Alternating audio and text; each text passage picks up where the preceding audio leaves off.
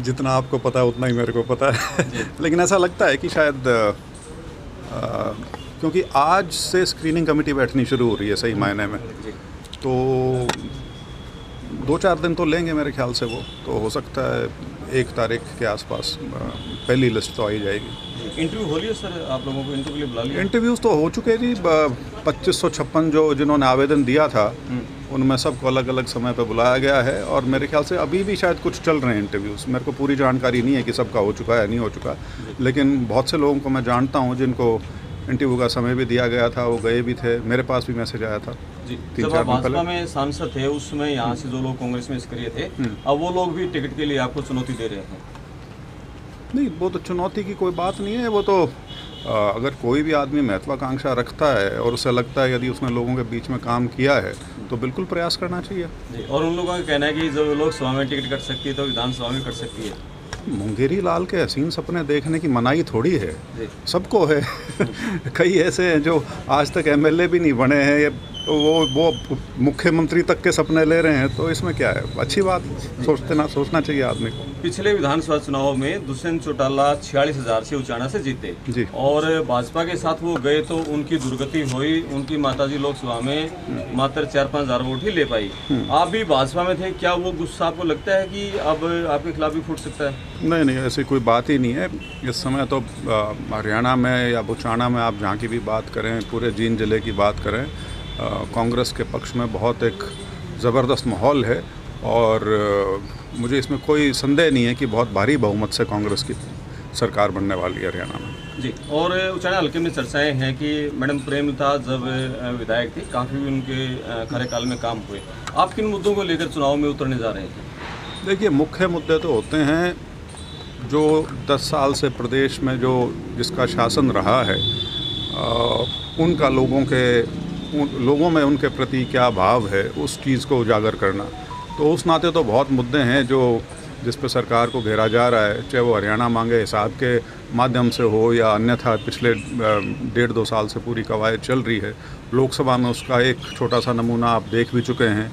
उसके अलावा जो अन्य मुद्दे होते हैं, सबसे बड़ा मुद्दा तो अब पूरे क्षेत्र में या पूरे प्रदेश में कह लीजिए बेरोज़गारी का है। जो सरकार की खुद के आंकड़े हैं उसमें बेरोज़गारी दर जो हरियाणा में है वो देश में सबसे ज़्यादा है।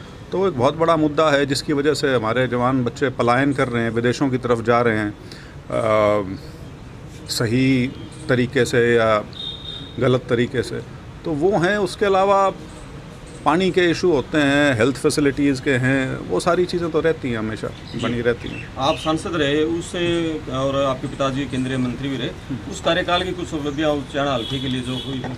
उचाना में एक बार सड़क पर चले जाओ, आपको सारी उपलब्धियाँ सड़क पर ही नज़र आ जाएंगी। वहाँ पे जिस हाईवे पे जाओगे वो भी उसी समय का है, जो 90 एकड़ में मंडी बनी हुई है वो भी उसी समय का है।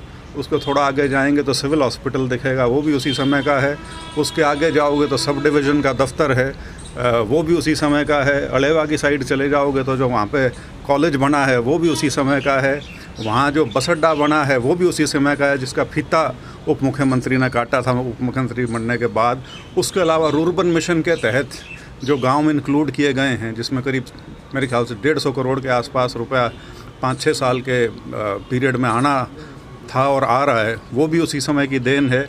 और अनेकों काम है। उसके अलावा 17-18 गाँवों को डायरेक्ट पानी की सुविधा करवाई गई थी। तो काम ही काम है। बुढ़ान में केंद्रीय विद्यालय स्कूल खुला है जो ज़िले में सिर्फ एक होता है, वो भी वहीं खुला हुआ है। तो एक लंबी चौड़ी फहरिस्त है, आप कहोगे तो पूरी डिटेल दे दूंगा मैं आपको उसकी। आपकी टिकट लगभग पक्की मानकर चल रहे हैं लोग, तो क्या मुकाबला किससे मानते हैं, दुष्यंत से या कांग्रेसियों से ही? बीजेपी से। बीजेपी से। और ये सिर्फ उचाना नहीं है, पूरे हरियाणा की स्थिति है।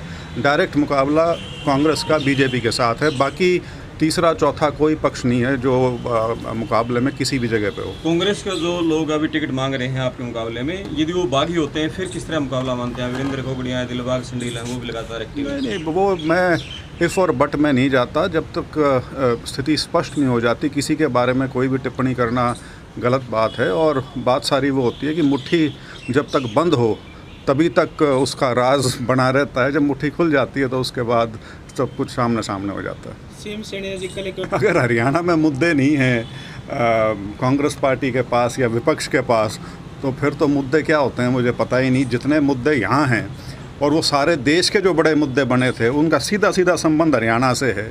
चाहे वो किसान कानूनों से था, चाहे वो अग्निवीर जो हमारे युवाओं को बहुत बुरी तरह से प्रभावित कर रही है उसका था, चाहे हमारे खिलाड़ियों का, लड़कियां जो थी रेसलर्स हमारी, उनके मुद्दे थे। ये सारे मुद्दे ये तो हरियाणा के हैं, ये मुद्दे नहीं हैं तो कौन से हैं। और उसके अलावा जो ज़मीनी स्तर पे जो सरकार की नीतियां थी, ख़ास तौर पे परिवार पहचान पत्र, फैमिली आईडी जिसको कहते हैं, और प्रॉपर्टी आईडी, उसमें जो लोगों का जी का जंजाल बन गया जो वो तो ये सारी चीज़ें लोगों के सामने हैं। और जिस प्रकार से कानून व्यवस्था की स्थिति इस प्रदेश में, ऐसा लगता है कि पुलिस प्रशासन पता नहीं सो गया या घर बैठ गया। धड़ल्ले से लूटपाट हुई हैं, धड़ल्ले से आगजनी और मर्डर्स की घटनाएं हुई हैं। तो सारी चीज़ें लोगों के सामने हैं और फिर भी कबूतर की तरह किसी ने आंख बंद करके कहना हो कि सब कुछ ठीक है तो ठीक है। राज्यसभा सांसद मैं उनके बयान पे कुछ नहीं कहना चाहता। उन्होंने अपना एक रास्ता अलग चुन लिया है, वो वहाँ चली गई हैं, राज्यसभा की उनको सीट मिल गई है, उनको मेरी बहुत बहुत शुभकामनाएं। एक चीज़ मैं पहले भी कहता था, जब मुझसे पूछा जाता था, आज भी कह रहा हूँ, मैं उनके फैसले से सहमत नहीं हूँ, ना तो उनके फैसले से और ना उसके टाइमिंग से। उचाना हल्के का क्या मूड लग रहा है अब आपको? एक तरफा कांग्रेस के पक्ष में। जसपा का जी वो किसी ने बड़ा अच्छा कहा, किसी पत्रकार ने, 0 + 0 = 0। तो ये जीरों का खेल है। उस जीरो के आगे जब तक 2-3 नहीं लगेगा तब तक कोई मायने नहीं है उसका। दूसरा चुनाव भी कह रहे कि जब उनकी बातों पर टिप्पणी करना और ख़ास तौर पर वो बीजेपी का जिक्र करें तो बेमानी है। ये सिर्फ अब की बात नहीं है, आप इतिहास उठा के देख लें हरियाणा की राजनीति का। बीजेपी का अक्सर उस समय की लोकदल से और आज की जजपा से हमेशा समझौता होता है, चाहे इलेक्शन से पहले हुआ हो या इलेक्शन के बाद हुआ हो। तो ये कहना कि मैं बीजेपी की तरफ देखूंगा नहीं और ये सब बकवास की बात। एक जी पूरा कांग्रेस से अलग दूरी बना, से दूरी बनाकर रखना चाहिए, उनसे जाना चाहिए उनके साथ। तो जजपा ने कांग्रेस कब ले रही है या कब उनके साथ उनके करीब आने की कोशिश कर रही है? वो तो आज के वो डेस्परेट हुए हैं क्योंकि 1% से कम वोट आया है लोकसभा में, तो हाथ पांव मार रहे हैं इधर उधर। क्या लगता है उस चढ़ा में जो नैना चौटाला का वोट मिले थे और बहुत बुरा हाल हुआ, लोग विधानसभा चुनाव में क्या तस्वीर देते हैं? यार देखो, वो सिटिंग एमएलए ज़रूर हैं लेकिन वो इस समय राजनीतिक गणित का हिस्सा नहीं है। चाहे आप उचाना की बात कर लो, हिसार लोकसभा की बात कर लो या हरियाणा प्रदेश की बात कर लो, तो छोड़ो उनका जिक्र। अब मुकाबला जहाँ है उसको देखना शुरू करो।